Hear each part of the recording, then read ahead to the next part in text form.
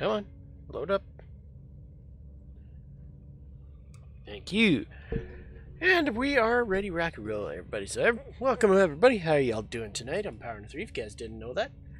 And for everybody on Twitch and on YouTube, hi. For everybody on Spotify, hello. So tonight we're playing a game known as No Man's Sky. For those who don't know what that is, essentially, the best way to describe No Man's Sky is it is the game that, for those who don't know, the game that a few years ago was actually failed, but they ended up becoming a pretty good game after a few years.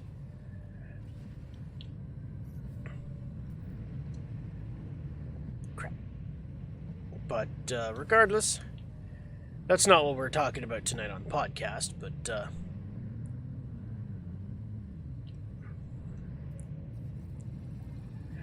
regardless, we're... Alright, captive in, blah, blah, blah, blah. Inspect their damage. But either way, tonight's podcast is going to be about a game. No, sorry, not a game. I got a bit of repairs to do. We're going to be talking about the PlayStation 5 and the Xbox Series X. Gonna compare them, and everything along those lines. There we go, that's repaired. Gonna be talking about their stats, stuff like that. And I'm gonna personally compare them. Myself.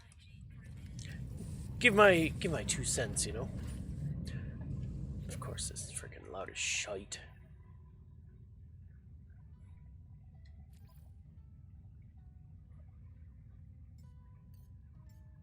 Turn that down. I still want to be able to hear.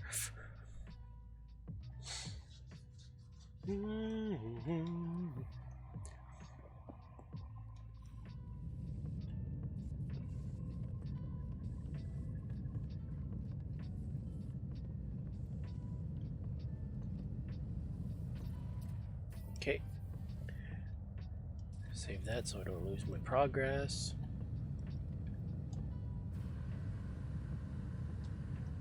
There, but yeah, so I apologize. I am currently slightly distracted. For those who don't know, specifically those who are going to be on the Spotify end of the podcast. For those who are watching this, yeah, bear with me on this. But PlayStation 5, Xbox Series X, compare stats and everything along those lines, but. I will state right off the bat, PlayStation 5 is going to be the system I'm going to get. Right off the bat. But for those who are on the fence, or are contemplating which one to get first, and then get the other one later, I'm gonna help you out by giving you guys a little assistance with that. By giving you the stats, specs, and everything along those lines, as I've already stated. Tonight, I actually pulled up some information, so I'm not going all over the place and just trying to figure things out. So first things first, I'm gonna start off with my personal favorite, the PlayStation 5.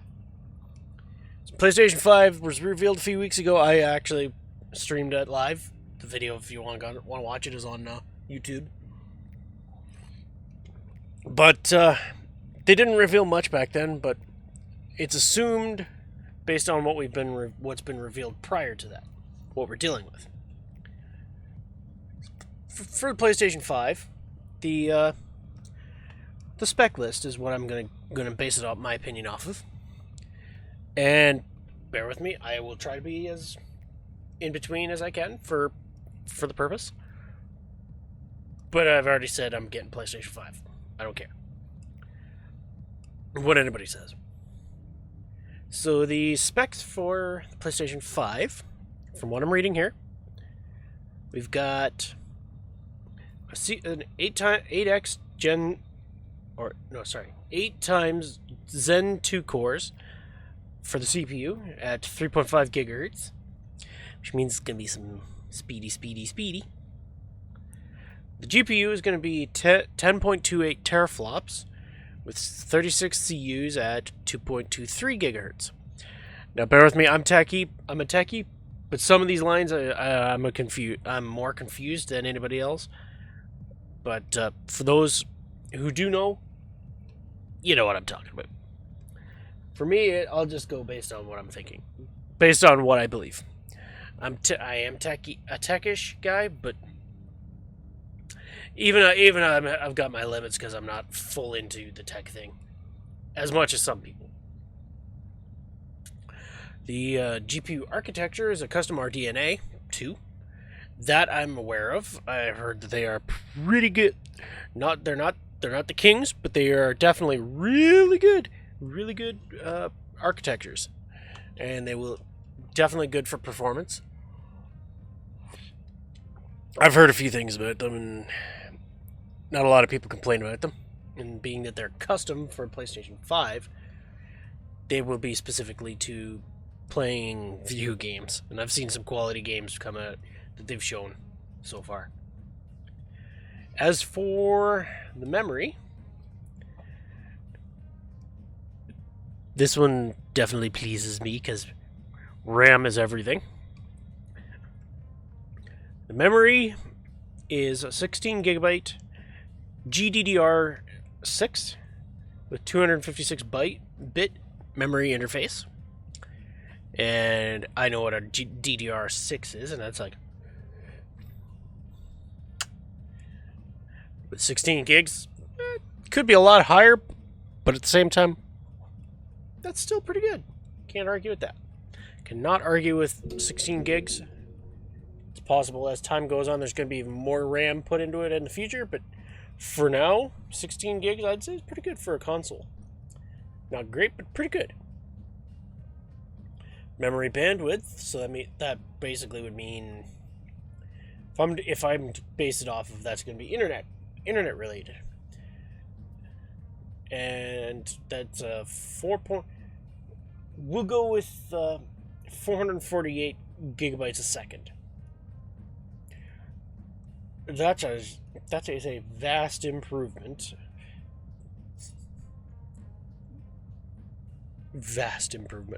And if it's not internet related, well, that's going to be how quick it's going to go through. That's going to make the gameplay for certain games smoother and a lot prettier in speed. So there's going to be very little load times, which is going to be massive. The internal storage is a custom 825 gigabyte SSD. For those who don't know what a SSD is, essentially, it's a variation of hard drive that runs differently than a standard hard drive. For those who aren't really tech savvy, I could go into the details, but essentially, just imagine hard drive versus solid state. Solid state is a different kind of hard drive that, for those who don't know, it's a different kind of hard drive that improves performance, improves speed, reliability for the most part. It's more focused towards the RAM end of it than a standard hard drive. Does it come with negatives? Big time. Oh yeah, big time. But we're gonna I will suffice. SSD is something that I'm intrigued about. I would like to see how this ends up playing out, and it'll be interesting to know. The I/O throughput for the techies, because untech people, for the higher end techies. Some techies like myself, yeah, as I stated before, it's got 5.5 gigabytes a second of raw data, And on a typical, it's an 8 to 9 gigabytes a second for compressed data. It's a spicy. Expandable storage. It's got a SSD slot.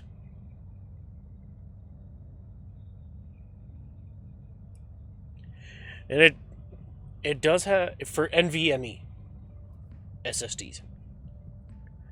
It's got USB external HDD support, so that's a good thing.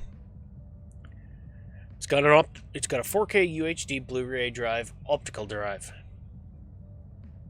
which makes sense because 4K is becoming the big thing now, and I've seen 4K and it is beautiful, but it is not it is not top of the line nowadays because they are coming out with 8 and 16. But 4K is definitely the new standard, and that's a happy thing. That will make a lot of people happy. And I could go into the details of the description here, but from what I've read about it, from what I've seen about it, it is focusing on less load times, more gameplay. And as a gamer at heart, come on everybody, gamer at heart. You know you guys love gamers. Essentially what it's doing, what it talks about is we want you to get more out of a game for a quicker period of time, get things with little load times. For a lot of games struggle on load times. One would be Destiny 2 on PS4. I will agree, definitely not deny that. And I know Destiny 2 is going to be on PS5. And that makes me happy because it gives me everything for free. And when you transfer over, it's like, thank you. Improved load times, improved rendering.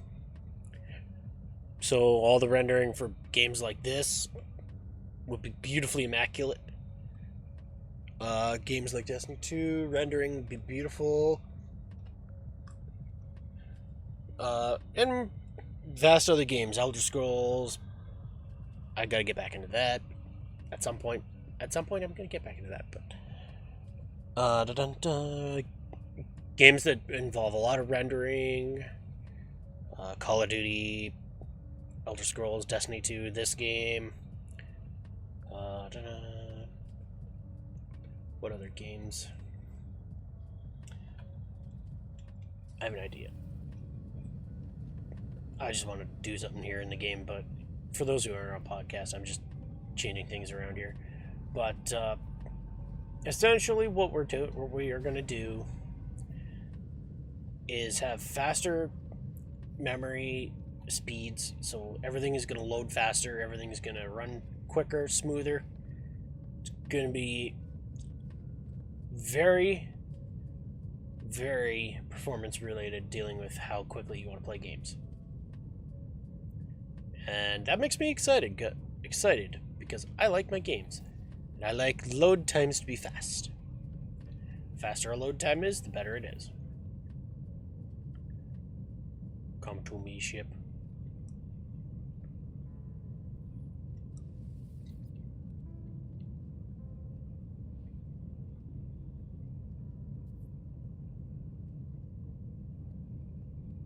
Son of a bitch.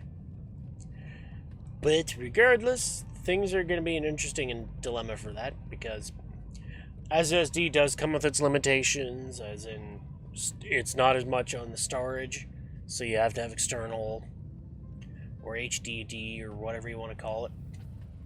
Yeah, fine, we'll go with this. Got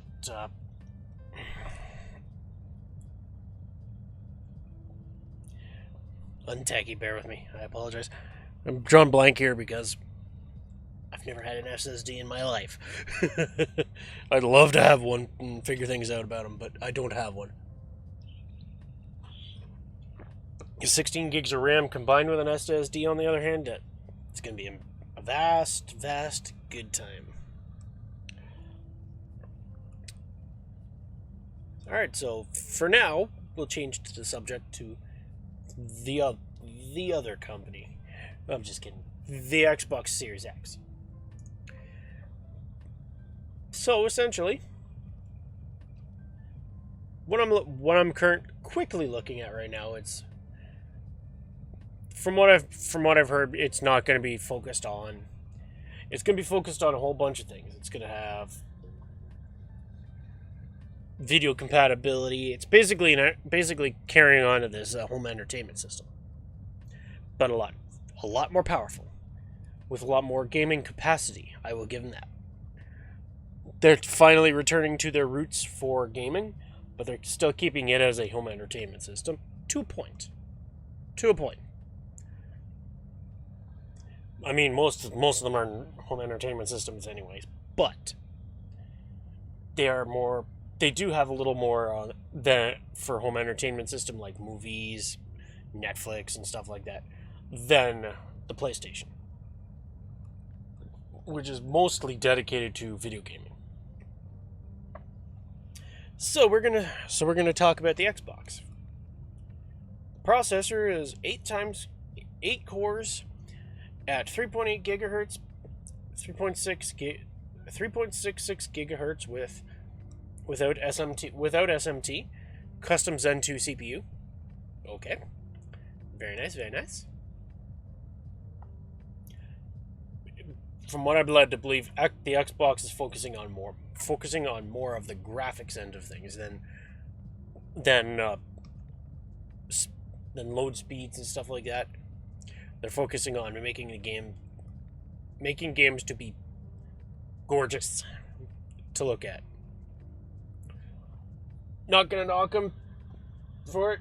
Nothing wrong with looking at a beautiful game, but you gotta be careful with that too. Whereas PlayStation, the game will run great, look great, but it won't look as good. So the graphics card is a 12.155 teraflops graphics card. It's got 52 CUs at 1.5 gigahertz piece, at 1.25 gigahertz, custom RDNA GPU. So essentially, it's the same thing as the PlayStation for the custom RDNA 2. But at the same time, PlayStation's RDNA wasn't specific on exactly what's in it. But that's okay. We can get a rough guesstimate for some people. Now, the Xbox has more revealing to it, so it's got a die size of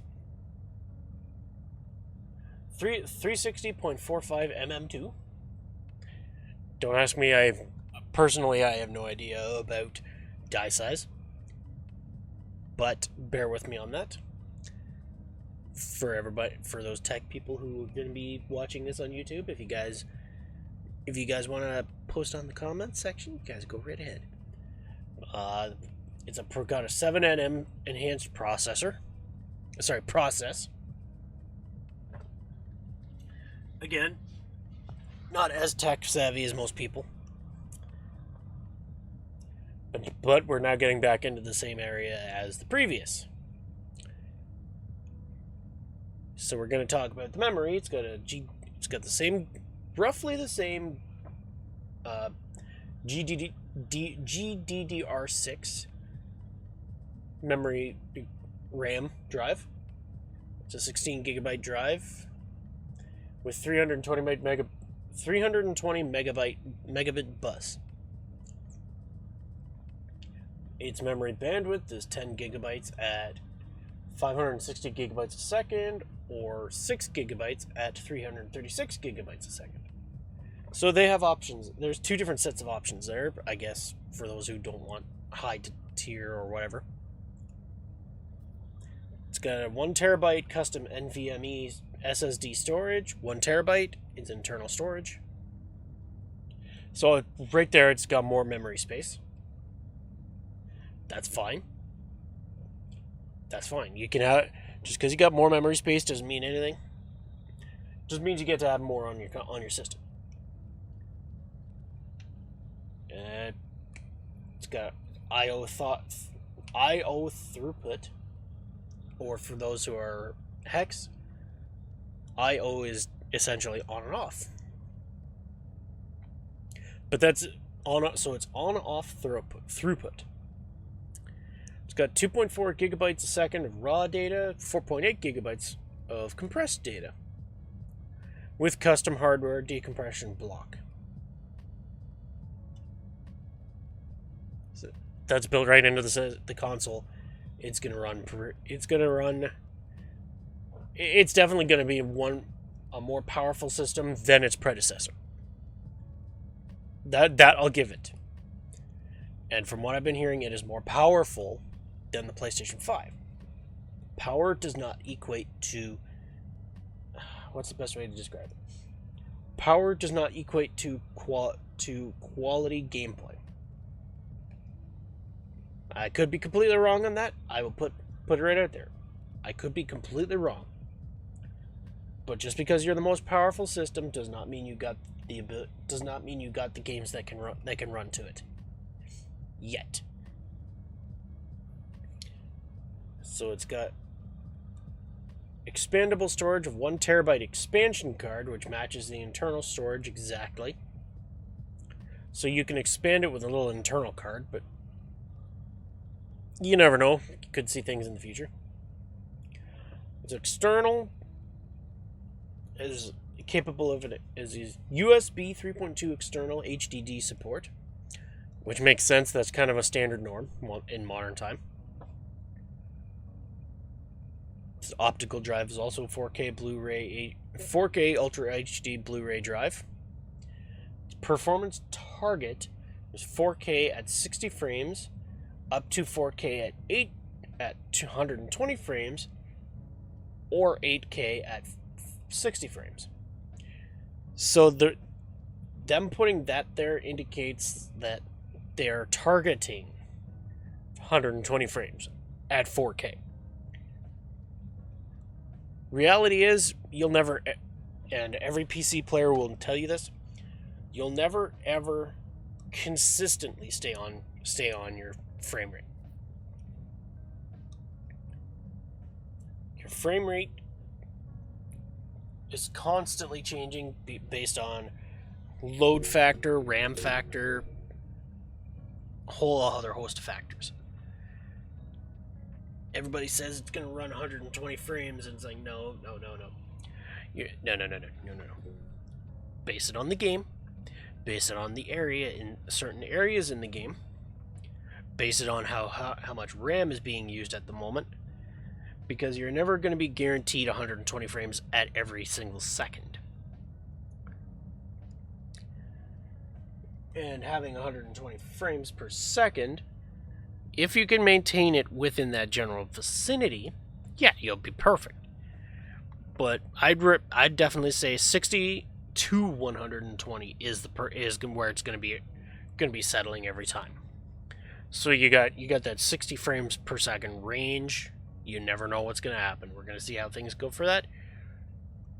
Just because you got power doesn't mean that doesn't mean you're not going to be affected by frame rate. But 120, it's still going to run great. It's still going to run smooth, and there's going to be a lot less issues that for frame rate and stuff like that than the Xbox. The previous Xbox, not this one. Now I could go into the color and the size of it, but they're kind of pointless. The release date is expected to be the holiday for 2020. Probably the same with the PlayStation, because they're not going to wait till after.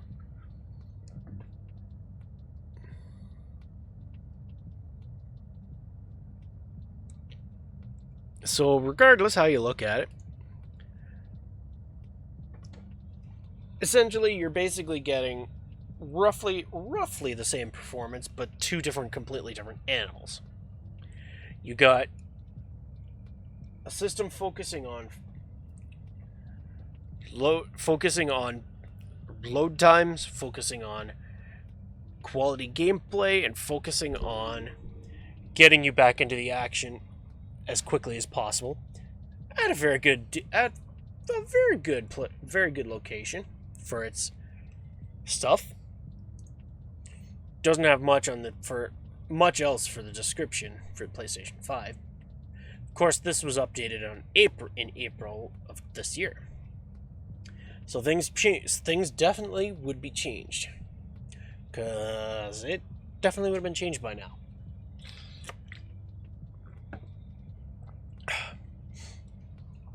I think it did change actually recently.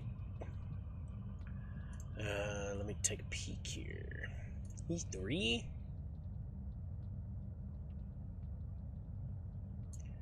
PS5 specs. Let's see if I can find something more recent.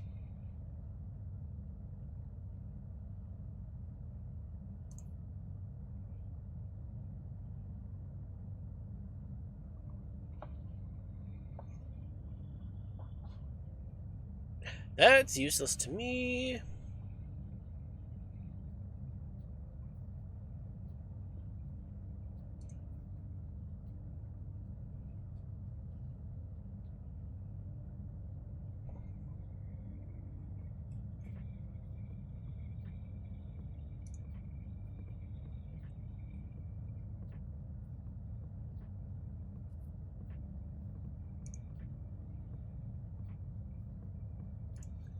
IGN, you're typically... Oh wait, I was just on you.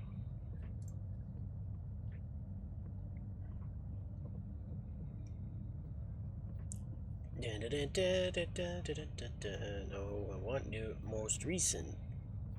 Want more recent. Recent. Wow, it's not showing anything more. But essentially, you're getting, in my opinion, two different levels of quality. You're going to have high frame rates, beautiful graphics, less performance in games, or the opposite end. More performance, little lacking on the graphics level, but not as much, not so bad. And regardless, the console war is on, but regardless, we are all gamers. And I hope you guys remember that. Especially with crossplay coming out. It won't matter how you look at it. With a lot of games going crossplay, it won't matter if you put what system you're on. It's basically going to be the same game for most games. The thing about this is, as I've already stated, I'm getting PlayStation 5. I do not care what anybody says. As a content creator, I have to do that. As a person, it wouldn't matter. I'd be getting it anyway. I'd be doing it anyways. Whether or not the performance of each game is going to be portrayed the same is to be expected. But we shall see. We shall see how things go for that. And I hope that turns out good for either side. I hope PlayStation ends up beating out Xbox right in the get-go, but I don't care. And it's going to be an enjoyable time. We're going to have fun. There's going to be lots of games. And it is going to be an exciting time because PlayStation is coming out strong, but so is Xbox. And it's going to be interesting to see how things go from there. So, as I've said, everybody knows my thoughts. I'm getting PlayStation. I don't care what anybody says. Does that mean that Xbox doesn't have a contender? Oh, hell no. It is a very big contender in my eyes. There's definitely going to be competition between the systems, regardless how you look at it.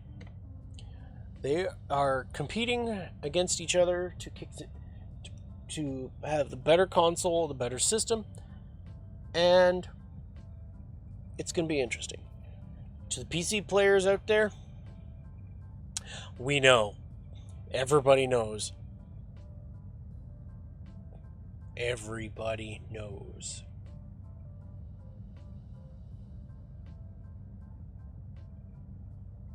I'm just kidding, you guys. But PC, you guys, we're aware of your the PC's got it all, dealing with graphics and performance, but console, in my opinion, is more convenient to a point because you're not constantly upgrading everything. Things may change for the future, but at the moment, we are currently dealing with two very powerful consoles, almost as powerful as some top tier PCs. I say some, not all, because that'd be a stretch. They'd be more high tier, high end, mid tier in my eyes. Just high end, mid tier. That's all it really is, and that's perfectly fine with me.